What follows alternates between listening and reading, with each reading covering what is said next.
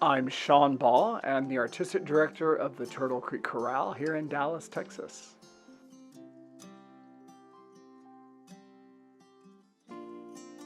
Pride Month means a lot of things, and it has meant a lot of things through the years. And uh, I'm not really a rainbow flag waving parade participant kind of person during Pride Month. As a matter of fact, um, it all makes me a little bit uncomfortable because that's not really what my personality is, and I choose to celebrate Pride in a very personal way, and I use the month of Pride to think about and start to undo a lot of the layers of shame and guilt uh, that has been placed on me as a gay man growing up. So, Pride for me is a very internal, it's a very personal experience. And I choose to take that month to really think about how I can overcome some of those obstacles that have been placed in front of me. And then I can help others overcome those obstacles as well. But you're not going to see a lot of rah, rah, rah from me and a lot of rainbows. And it's just not who I am. And it's not the best way I can spend Pride Month. Not that I take away any of that from anyone. I think we all celebrate differently. But for me, it's about recognizing the personal struggles that I've gone through in my life and just using this time to try to become a better person. I grew up in a very, very conservative Baptist upbringing and church, and that was my life for many years. So I grew up with a lot of people in leadership, adult positions telling me that I was less than, that maybe I wasn't worthy enough, and that I was going to hell. So it's taken many years, and when I say many, 30 plus years to overcome some of that damage. And so when I celebrate Pride, quite honestly, I think about that time in my life and about the messages that I received that really shaped me as an adult gay man in both positive and negative ways. So when I enter the month of Pride, those memories come back as rather daunting and difficult ones, but also I choose to spend the month thinking about how to continue to overcome a lot of that teaching and a lot of that behavior that I saw growing up.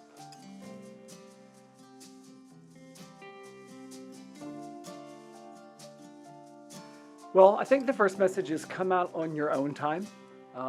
Your coming out timeline is yours and yours alone. And it is up to nobody else to tell you when the right time to come out is.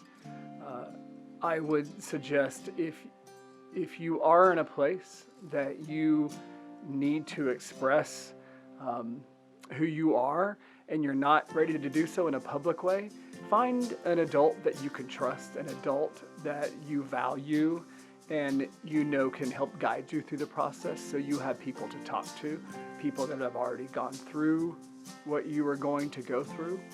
But you will know when the time is right. Don't let society or your friends or your family or media or anyone tell you when the time is right to come out.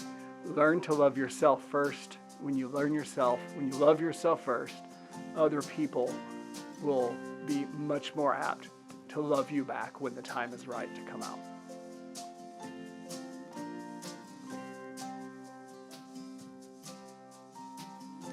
Knowing what I know now, I would tell my younger self, Sean, just because they're an adult doesn't mean they are right. Just because somebody tells you something with passion also doesn't mean that they are right. And if your gut tells you that something somebody is telling you or doing to you or preaching to you is wrong, then it's probably wrong. And growing up, I listened to a lot of people that I probably shouldn't have. I let their words get to me and bury deep inside me. And so if I were to tell my younger self to block those voices out, as difficult as that might be, I would definitely do that. I would also say that I would tell my younger self to trust yourself more. If you know that you are a valid human and you are a loved human and that you belong, which I always knew, then trust yourself on that instinct because it's true. And at some point, it'll become very apparent to you. So trust yourself. Listen to those voices inside that are telling you what is right and what is wrong.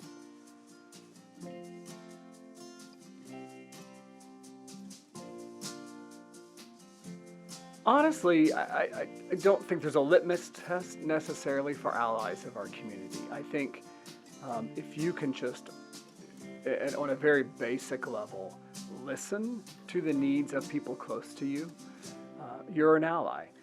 You don't have to march in parades. You don't have to volunteer, even though all those things are wonderful and great. If you have people in your life that you know are struggling with identity or are being persecuted, then reach out to those people and listen to them, talk to them. Quite honestly, being an ally can be something as simple as sending a message that says, I love you, I value you for who you are. Over my time, especially in the church when I was young, the most compelling moments were when somebody I wouldn't expect would just sit down and say to me, hey, I know what's being done to you. I know what people are telling you. I don't believe that, and I love you for who you are. So be you. And I think on a basic level, that's what an ally needs to do. And if you want to do more, well, there are plenty of organizations, there are plenty of causes that would welcome your help. But I think you're only really an ally until you are able to personally give somebody in a community what they need.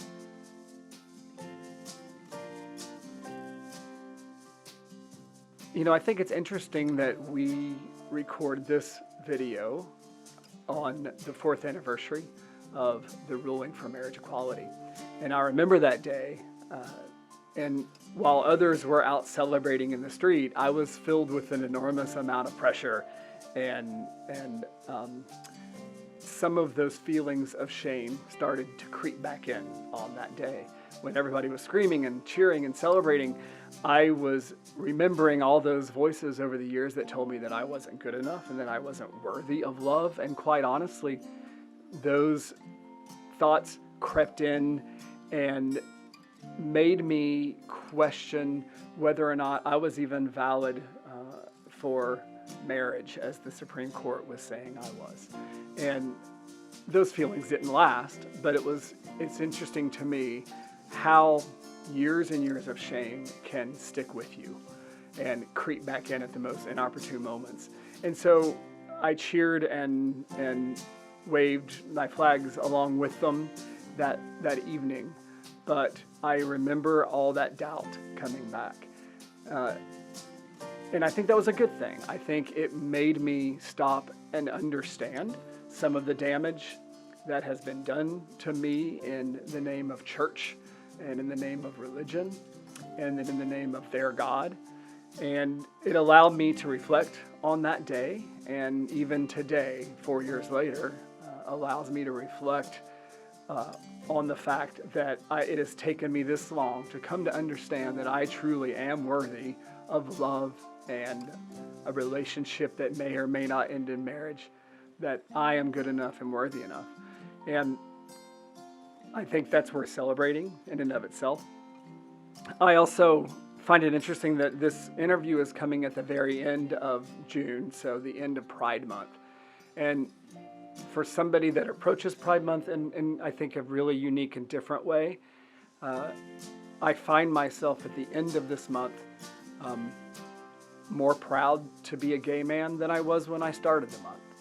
And I think that's because I spend the time thinking about ways that I can help other people get through some of that horrible and false teaching that I experienced growing up in the church.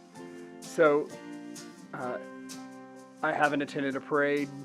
I haven't attended a rally, but I believe at the end of this Pride Month that I've done things on a personal level that express my pride and express my willingness and desire to help other people who are going through the same kinds of things that I went through, overcome those things.